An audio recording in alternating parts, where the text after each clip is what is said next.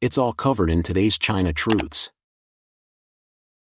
Setelah perang dagang AS-China pecah, pabrik-pabrik China kehilangan hingga 80% pesanan ekspor mereka. Gelombang pembatalan menghantam keras, memaksa banyak pabrik untuk tutup atau mengumumkan kebangkrutan. Sektor swasta, yang sudah di bawah tekanan, kini bergantung pada seutas benang. Di atas semua ini, kemerosotan pasar properti yang berkepanjangan telah menguras momentum ekonomi. Dengan permintaan yang runtuh dan utang yang meningkat, banyak bisnis tidak dapat bertahan. Krisis ini menyebar cepat dari lantai pabrik ke menara perkantoran. Sekarang bahkan sektor perbankan China menunjukkan keretakan dengan meningkatnya risiko gagal bayar dan asteris rush bank. Apa yang dulunya tampak seperti ekonomi yang tak terhentikan kini terhuyung-huyung di bawah beban keruntuhannya sendiri. Keruntuhan sektor properti China yang berkelanjutan memicu krisis perbankan yang parah. Saat PKC mencabut kontrol harga perumahan, bank-bank yang memegang properti sebagai jaminan menghadapi tekanan yang tak tertahankan dan mungkin berada di ambang kebangkrutan massal. 6 bank milik negara terbesar di China menutup lebih banyak cabang dan tanda-tanda peringatan dini berkedip merah di seluruh data keuangan. Apakah gelombang kebangkrutan bank di China mulai meletus? Saat ekonomi China terus menurun, sistem perbankannya terkena dampak langsung. Data mengejutkan mengungkapkan bahwa pada tahun 2024 saja, hampir 200 bank kecil dan menengah telah hilang dari peta, lebih banyak dari total 3 tahun sebelumnya digabungkan. Menurut China Business News, data dari sistem peringatan dini perusahaan menunjukkan bahwa 199 bank, sebagian besar lembaga keuangan pedesaan, telah dihapus tahun ini. Skala keruntuhan telah menghancurkan rekor sebelumnya dari tahun 2021 hingga 2023. Di antara 199 bank yang lenyap tersebut terdapat 36 koperasi kredit, 56 bank komersial pedesaan, 6 dana bersama pedesaan, 100 bank desa, dan 1 bank komersial kota. Dari jumlah tersebut, 89 secara resmi dibubarkan, 102 dipaksa merger, dan 8 ditutup oleh regulator pasar. Bahkan 6 bank terbesar di China tidak aman. Kecuali Bank Pertanian China, semua bank besar telah menutup cabang fisik dengan cepat, dengan hampir 361 cabang ditutup pada tahun 2024 saja, rata-rata satu penutupan setiap hari. Namun media pemerintah PKC mencoba memanis-maniskan krisis ini, menyebutnya sebagai kasus perampingan sederhana. Kejatuhan properti tidak menunjukkan tanda-tanda berhenti. Krisis pasar perumahan China telah mencapai titik terendah dalam sejarah. Nilai rumah terus merosot, menghapus kekayaan rumah tangga dalam keruntuhan aset terbesar dalam satu dekade. Kepedihan ini semakin dalam hingga tahun 2025.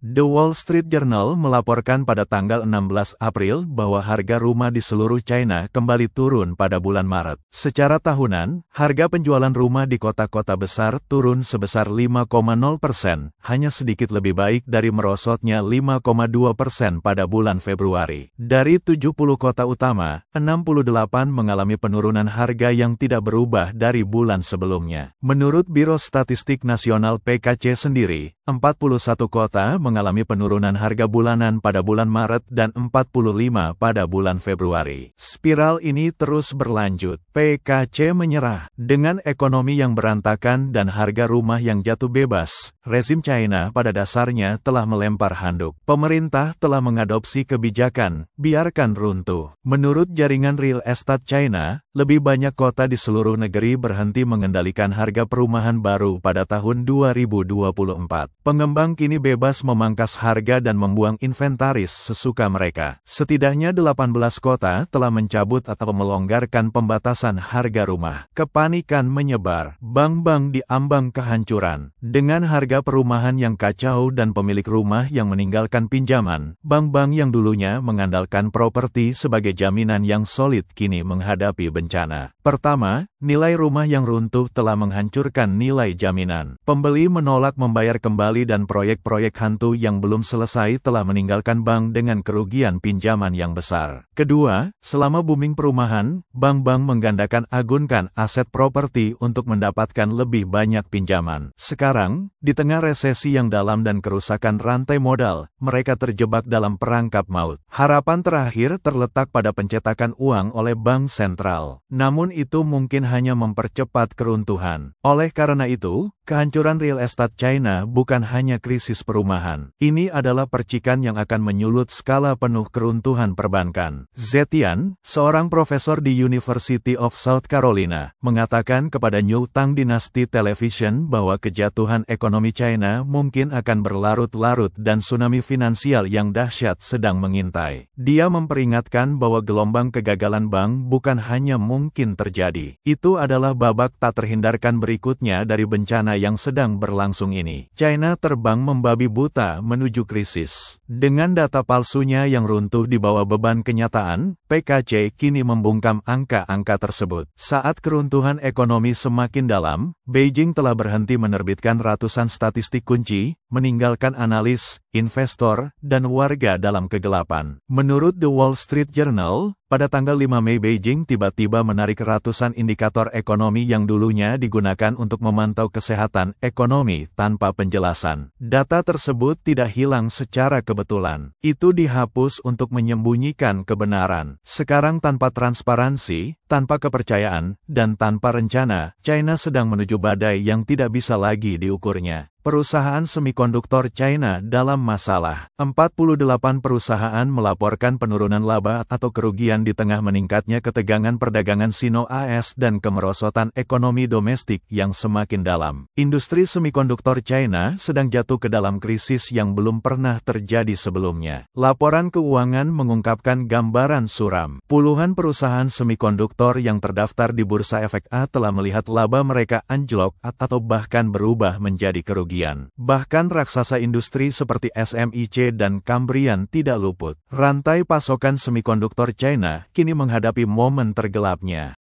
Salah satu kejutan terbesar datang dari Hua Hong Semiconductor, raksasa teknologi milik negara yang labanya anjlok hampir 90%. Pada tanggal 8 Mei Hua Hong Semiconductor Co. Line merilis laporan keuangan kuartal pertama tahun 2025, mengirimkan gelombang kejut ke seluruh pasar. Laba bersih perusahaan, yang dapat diatribusikan kepada pemegang saham, hanya 22,76 juta yuan, anjlok 89,73% secara tahunan. Lebih mengkhawatirkan lagi, laba bersih tidak termasuk keuntungan dan kerugian non-rutin, yang dianggap sebagai indikator yang lebih akurat dari operasi inti, hanya 16,10 juta yuan, turun sebesar 92,30%. Sebagai jalur utama untuk foundry di bawah grup Hua Hong, penurunan pendapatan mengungkapkan tekanan berat yang dihadapi bisnis intinya di tengah iklim pasar yang brutal saat ini. Dan angka untuk sepanjang tahun 2024 tidak terlihat lebih baik. Perusahaan hanya membukukan laba bersih sebesar 58,11 juta dolar AS, merosot 79,2%